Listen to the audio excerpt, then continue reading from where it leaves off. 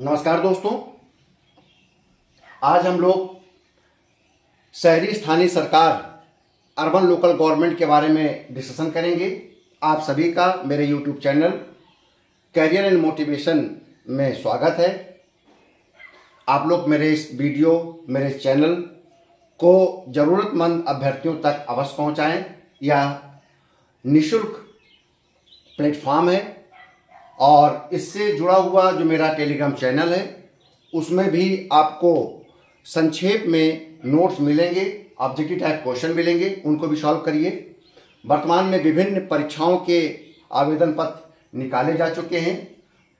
अगले 6 माह के अंदर सभी परीक्षाएं आयोजित हो जाएंगी, जिसमें SI police, TGT, PGT, assistant professor, UGC net, विभिन्न राज्यों के लोक सेवा आयोग के द्वारा लोअर सबऑर्डिनेट, सबऑर्डिनेट, अपर सबऑर्डिनेट परीक्षाएं, उन सभी में लगभग सिलेबस पॉलिटी एंड कॉन्स्टिट्यूशन का एक जैसा होता है। संविधान सबके लिए बराबर है, इसलिए क्वेश्चन सबके लिए समान तरीके से आते हैं हर आयोग के द्वारा। तो उसी के दृष्टिगत आज हम 74वां संविधान संशोधन के बारे में डिस्कशन करेंगे। इससे पहले 73वां संविधान संशोधन अधिनियम के बारे में डिस्कशन कर चुके हैं। यदि आपने उसे नहीं देखा है तो आप मेरे चैनल में जाइए और प्ले लिस्ट कॉन्स्टिट्यूशन या पॉलिटी, ये पब्लिक एडमिनिस्ट्रेशन में जाकर आप मेरा वीडियो देख सकते हैं। तो आज हम 74वें संविधान संशोधन अधिनियम के बारे में डिस्कशन करेंगे। यह संविधान संशोधन अधिनियम भी 1992 में लाया गया था और अप्रैल 93 में इसको महामहिम राज्यपाल के द्वारा जब आधे से अधिक राज्यों के द्वारा इसे अनुमति दे दी गई, सहमत दे दी गई, पुष्टि कर दिया गया, तो 1 जून 1994 से इसे लागू कर दिया गया था। इसमें भी वही अनुच्छेद हैं, वही प्रक्रियाएं हैं जो कि 73वें संविधान संशोधन में हैं।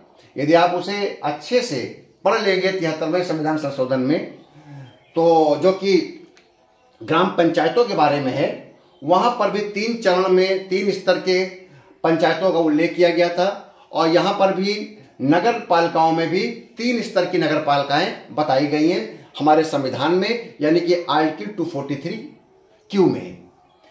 आपको मैंने पहले बताया था कि 73वें संविधान संशोधन 243 से लेकर आपका 243 ओ तक आया था।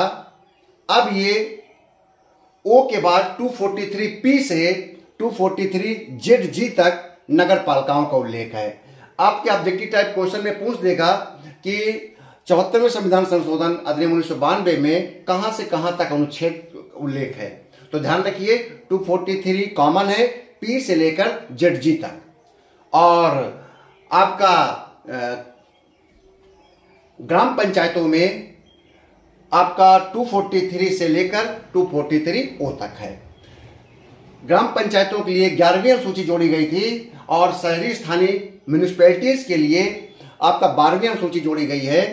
ग्राम पंचायतें, जिला पंचायत, नगर, आपका पंचायत समितियां भाग 9 में उल्लेख है संविधान के, और शहरी निकाय भाग 9A में उल्लेख है। ठीक है, तो संविधान ने 3 प्रकार की नगर पालिकाओं को उल्लेख किया है। एक तो नगर पंचायत, दूसरी नगर पालिका परिषद, तीसरी नगर निगम। इसका उल्लेख आर्टिकल 243 क्यू में है। नगर पंचायत ग्रामीण से शहरी क्षेत्रों के लिए ऐसे ट्रांजिशनल इलाके, ऐसे संक्रमण काल के स्थान जो अभी गांव से शहर की ओर परिवर्तित हो रहे हैं, गांव से शहरी सुविधाओं की ओर परिवर्तित हो रहे हैं, वहां पर नगर पंचायतें गठित की जाएंगी। और जो छोटे शहर हैं वहां पर नगर पालिका परिषद। अब आप देख लीजिएगा कि आपके कौन कौन से जिले हैं, कौन कौन से ऐसे नगर हैं जहां नगर पालिका परिषद है, छोटे शहरों के लिए होगा। और जो बड़े शहर हैं जिनकी आबादी 10 लाख से ऊपर रखी गई थी एक समय पर, आज तो ये आबादी 30-40 लाख है, लेकिन आज भी नगर निगम के लिए 10 ही लाख है। ऐसी नगरीय आबादी जहां की जनसंख्या 10 लाख से ऊपर है, तो वहां पर नगर निगम की स्थापना का उल्लेख हमारे संविधान 243 क्यू में कर दिया गया है। यानी कि संसद ने जो संविधान संशोधन किया उसको इसमें उल्लेख किया है। संविधान संशोधन के बारे में बता चुका हूं। जब लोकसभा और राज्यसभा अपने अलग अलग अपने कुल सदस्य संख्या के बहुमत से और उपस्थित तथा मतदान करने वाले सदस्यों के 2/3 बहुमत से जब कोई प्रस्ताव पारित करते हैं, ऐसा विधेयक पारित करते हैं, तो उसे हम संविधान संशोधन बोलते हैं। और वो किसी न किसी आर्टिकल का हम सृजन करते हैं और वो आर्टिकल हमारे संविधान का पार्ट बन जाता है। तो इसी प्रकार से आर्टिकल 243 आपका ए से लेकर जेड तक 73वें 74वें संविधान संशोधन जोड़ा गया और भाग 9 ए जोड़ा गया और आपका 11वीं 12वीं अनुसूची जोड़कर काम बताए गए। 11वीं अनुसूची में 29 कामों का उल्लेख है और 12वीं अनुसूची में 18 कामों का उल्लेख है। ध्यान रखिएगा, आपके जो ग्राम पंचायतें हैं उनके लिए 29 कार्य हैं और जो आपके नगरीय निकाय हैं, म्यूनिसिपैलिटीज हैं, नगर निगम हैं, उनके लिए 18 कार्य दिए गए हैं और ये कार्य क्रमशः 11वीं और 12वीं अनुसूची में है। ठीक है, ग्राम पंचायतों के लिए 11वीं अनुसूची और नगर पंचायतों के लिए, नगर पालिका के लिए, नगर निगम के लिए 12वीं अनुसूची। ठीक है, तो आप समझ गए 243 क्यू में। अब आता है नगर पालिका की संरचना। अब नगर पालिका की संरचना के संबंध में बताया गया है कि ये हमारे संविधान के द्वारा पार्लियामेंट ने ही निर्धारित कर दिया कि अपने इलाके में जो उसका एरिया नगर पालिका का घोषित किया जाएगा, उस इलाके को, उस क्षेत्र को कई भागों में बांटा जाएगा, उसका बोलेंगे वार्ड और प्रत्येक वार्ड से एक वार्ड का रिप्रेजेंटेटिव होगा जो जनता के द्वारा चुन कर आएगा अपने उस वार्ड के वोटर्स के द्वारा। ठीक है, तो देखिए इसमें लिखा हुआ प्रत्यक्ष निर्वाचन। एक की बात क्लियर कर दिया हमारे संविधान ने ही, संसद ने ही, कि वार्ड का मेंबर यानी कि कारपोरेटर, सभासद सीधे जनता के द्वारा निर्वाचित होगा। ठीक, लेकिन उन सभी नगर पालिकाओं में अध्यक्ष का निर्वाचन कैसे होगा यह संसद ने निर्धारित नहीं किया, यह संविधान ने निर्धारित नहीं किया। ये कहा राज्य विधानमंडल से कि आप इस पर कानून बनाएं। ठीक है, तो ध्यान रखिएगा, जब कानून बनाया गया तो अध्यक्ष का, नगर निगम के अध्यक्ष का भी सीधे निर्वाचन जनता के द्वारा किया गया।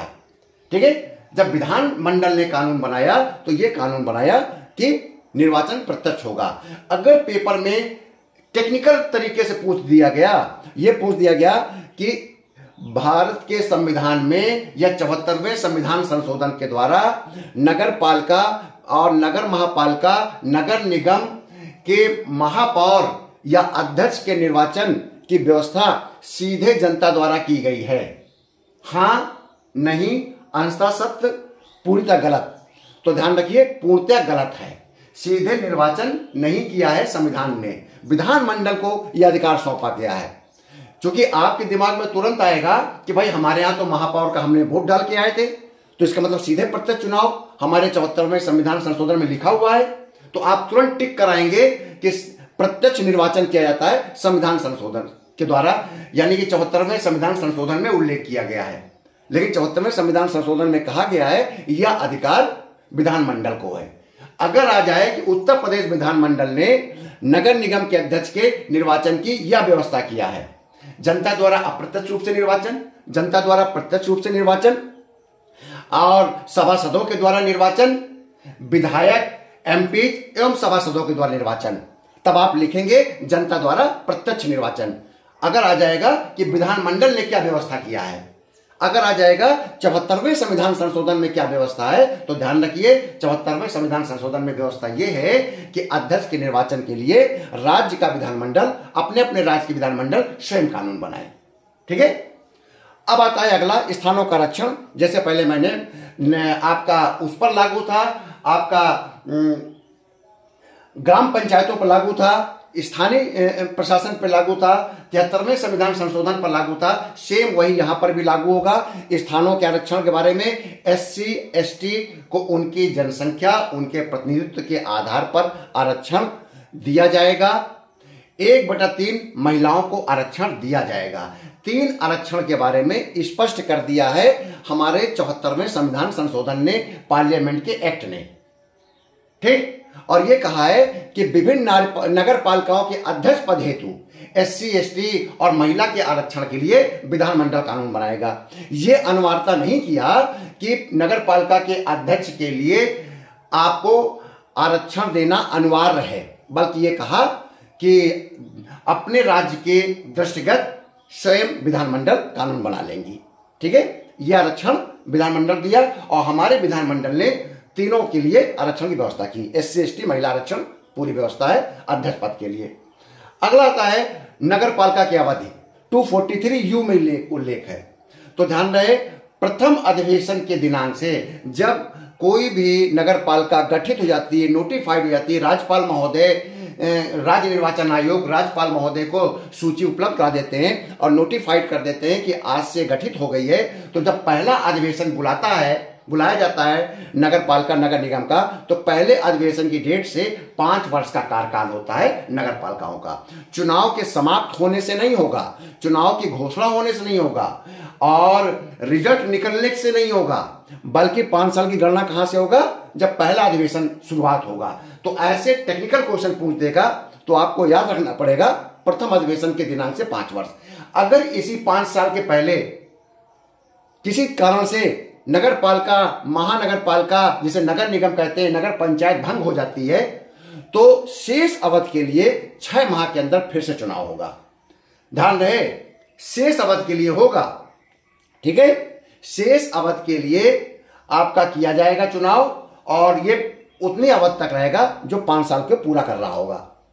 नगर पालिका की शक्तियां हमारे में संसद ने 74वें संविधान संशोधन ने राज्य विधानमंडल को बताया है कि आप घोषणा कर लेंगे, आप कानून बनाएंगे कि नगर पालिका क्या क्या काम करेंगी। लेकिन एक चीज उन्होंने कर दिया कि ये जो काम है, जो शक्तियां हैं, वो आर्थिक विकास, सामाजिक न्याय की योजनाएं बनाने के लिए होनी चाहिए। आप शक्तियों का उल्लेख इसके अंतर्गत ही करेंगे, मतलब कि एक स्ट्रक्चर और एक स्केलेटन संसद प्रस्तुत करती है और उसके अंतर्गत राज्य अपनी व्यवस्था के अनुसार अपने कानून नियम बनाए।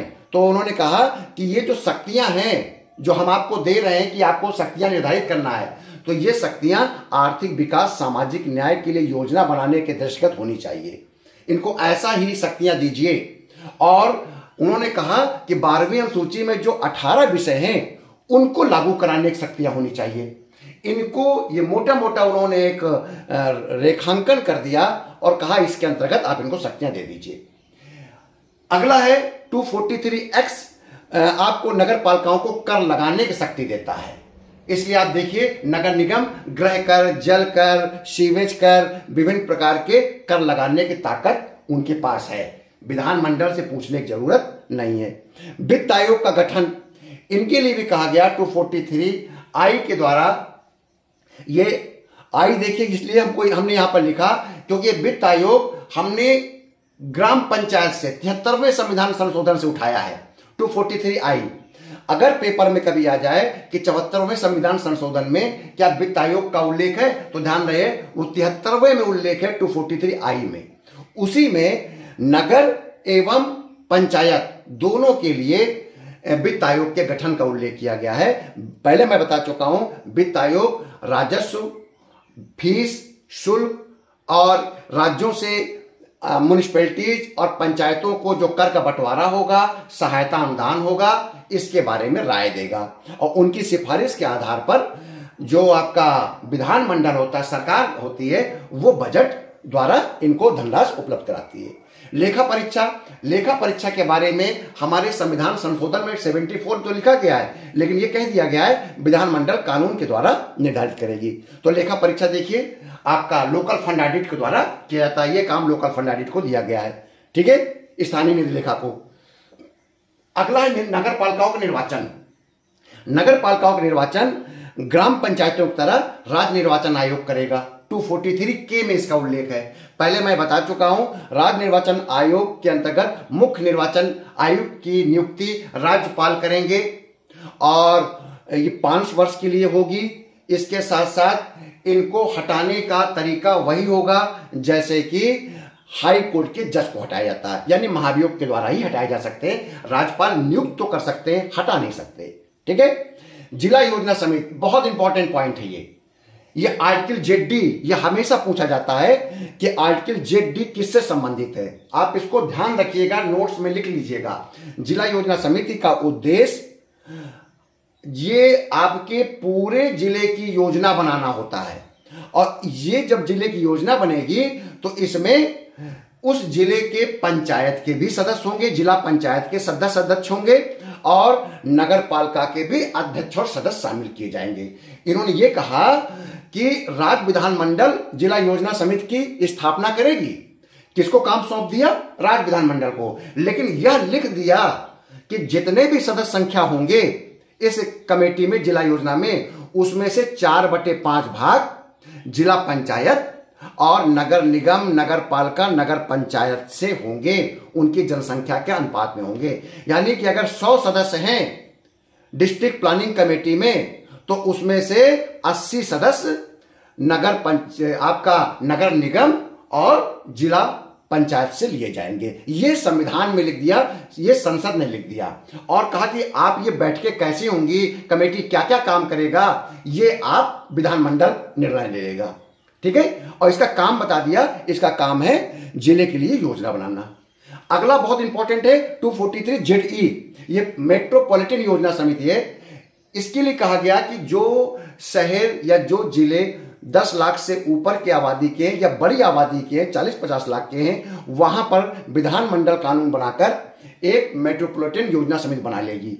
ठीक है, और इसके सदस्य कम से कम 2/3 सदस्य, 2/3 सदस्य, 2/3 सदस्य कहां से लिए जाएंगे? 2/3 सदस्य नगर पालिका या नगर निगम या नगर पंचायत एवं जिला पंचायत से होंगे। 2/3। अब नगर पालिका या नगर निगम या नगर पंचायत, जिला पंचायत के बीच में कैसे बटेगा, किसके कितने सदस्य होंगे? तो उस जिले में शहरी और ग्रामीण आबादी की जनसंख्या के दृष्टिगत रेशियो में बांट लिया जाएगा। ठीक है, अगर 40% गांव की आबादी है और 60% शहरी है, तो 40-60 के अनुपात में 2/3 सदस्य बांटे जाएंगे। ठीक है, अब देखिए महत्वपूर्ण फैक्ट। सबसे पहला नगर निगम 1687 में मद्रास में बनाया गया था। बहुत इंपॉर्टेंट है, सभी प्रकार की परीक्षाओं में आता है, IAS, PCS या लोअर सबऑर्डिनेट। नगर निगम आपका SI, TGT, PGT सभी में आ चुका है। लॉर्ड मेयो को हम वित्तीय विकेंद्रीकरण के लिए जानते हैं। पहली बार लॉर्ड मेयो ने निचले स्तर तक, शहरों तक बजट को भेजा था, विकास योजना बनाई थी। कैंटोनमेंट एक्ट 1924 में पारित किया गया था और 1935 के भारत सरकार अधिनियम द्वारा शहरी विकास का काम प्रांत को दे दिया गया था। और सबसे पहली बार इसको संवैधानिक व्यवस्था बनाने के लिए 1989 में 65वें संविधान संशोधन द्वारा इस शहरी स्थानीय सरकार के कॉन्सेप्ट को लाया गया था, लेकिन ये पारित नहीं हो पाया था। पारित 74वें संविधान संशोधन अधिनियम 1992 के द्वारा हुआ। और ध्यान रखिए, भारत में 8 प्रकार की शहरी स्थानीय निकाय हैं। कॉन्स्टिट्यूशन ने ये 3 दिए हैं नाम, नगर पंचायत, नगर पालिका परिषद और नगर निगम। अगर आ जाए कि 74वें संविधान संशोधन में कौन कौन से हैं, तो 3 लिखेंगे, नगर पंचायत, नगर पालिका परिषद, नगर निगम। अगर आ जाए कितने प्रकार के शहरी स्थानीय निकाय हैं भारत में, तो 8 प्रकार लिखेंगे। Municipal corporation, municipality, notified area, town area, cantonment area, township, port trust, special purpose agency, ये 8 प्रकार की है। ठीक है, तो मुझे पूरा विश्वास है कि मेरा ये YouTube चैनल और आपको वीडियो पसंद आ रहा होगा। अगर पसंद आ रहा है तो लाइक करिए, सब्सक्राइब करिए और जरूरतमंदों तक इसे फॉरवर्ड करिए। बहुत बहुत धन्यवाद।